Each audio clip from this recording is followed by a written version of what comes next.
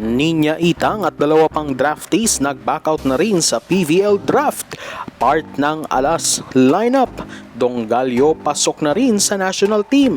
Alas men's and women's nag-qualify for Asian Games 2026.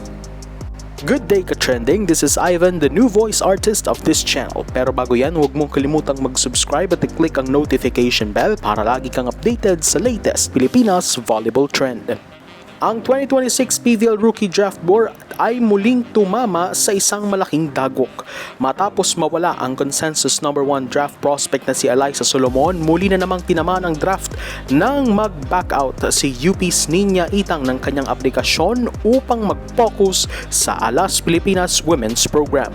Ang desisyon ay nag-aalis ng isa pang manlalaro na malaki ang posibilidad na maging number 1 overall pick na nag-iiwan sa draft na walang malinaw na frontrunner. Wala pang isang linggo bago ang pagpipili nito.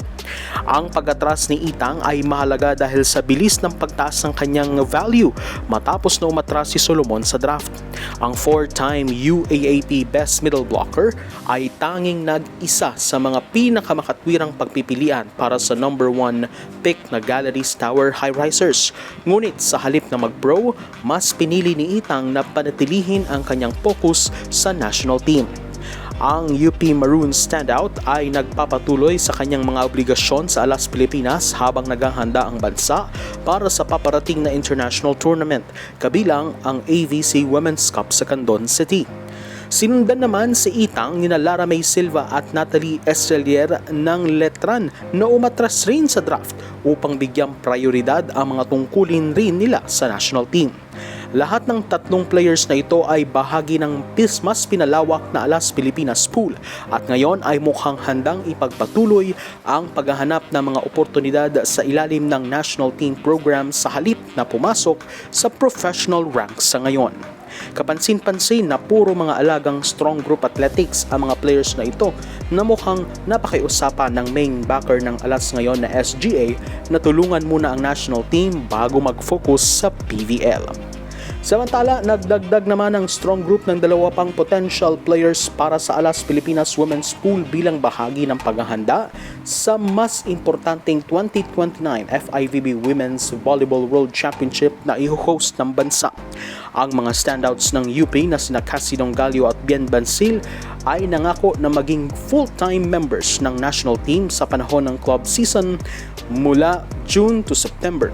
Si Donggalio ay kasalukuyang nagpapagaling mula sa ACL tear na nagtamo noong UAAP Season 88 dahil sa kanilang mga commitments. Inaasahang ipagpapaliba ng parehong prospect ang pagpasok sa PVL draft until 2029.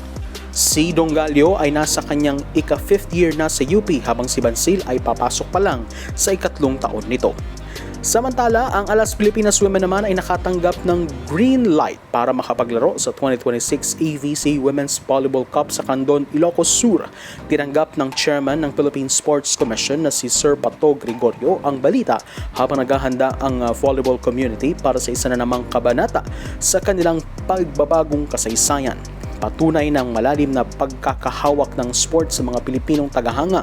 Pinagtibay din niya ang patuloy na suporta ng Philippine Sports Commission para sa national team. Ang final lineup ng Alas Pilipinas Women na pinamumunuan ni Coach Shaq De Los Santos ay i-anunsyo sa preliminary inquiry this Friday bago ang tournament proper. Dagdag nito, nakamit ng Alas Pilipinas ang malaking tagumpay sa kanilang programa sa volleyball matapos na opisyal nang mag-qualify ang parehong Alas Pilipinas men and women's national team sa indoor volleyball competition sa paparating na 20th Nagoya Aichi Asian Games ngayong Setyembre.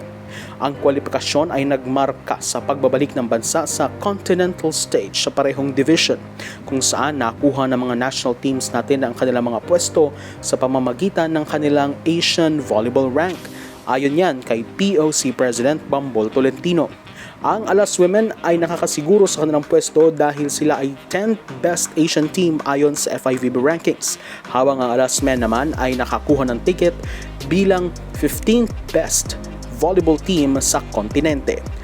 Ang kwalifikasyon ng mga indoor teams ay kompleto sa mga entry ng Pilipinas sa volleyball para sa Asian Games matapos na makakuha rin ng pwesto para sa national team at national beach squad sa 12-nation tournament.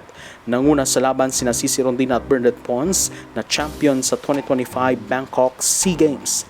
Ang mga koponan ng beach volleyball ng Pilipinas ay haharapin ang mga kalaban mula sa China, Japan, Chinese Taipei, Hong Kong, Thailand, Indonesia, Iran, Kazakhstan, Qatar at Oman sa Hekinan Ryokuchi Beach Court sa Hekinan City. Inaasahan ng POC na magpapadala ng hindi bababa sa 700 athletes ang Pilipinas sa Asian Games. At umaasa pa si Chairman Tolentino na makakadagdag pa ng mga qualifications ang bansa para sa mga sports na esports, modern pentathlon at kyorugi na kaganapan ng taekwondo. So that's it for today's video ka-trending. Don't forget to subscribe and click the notification bell para lagi kang updated sa latest ganap at trend sa volleyball sa Pinas.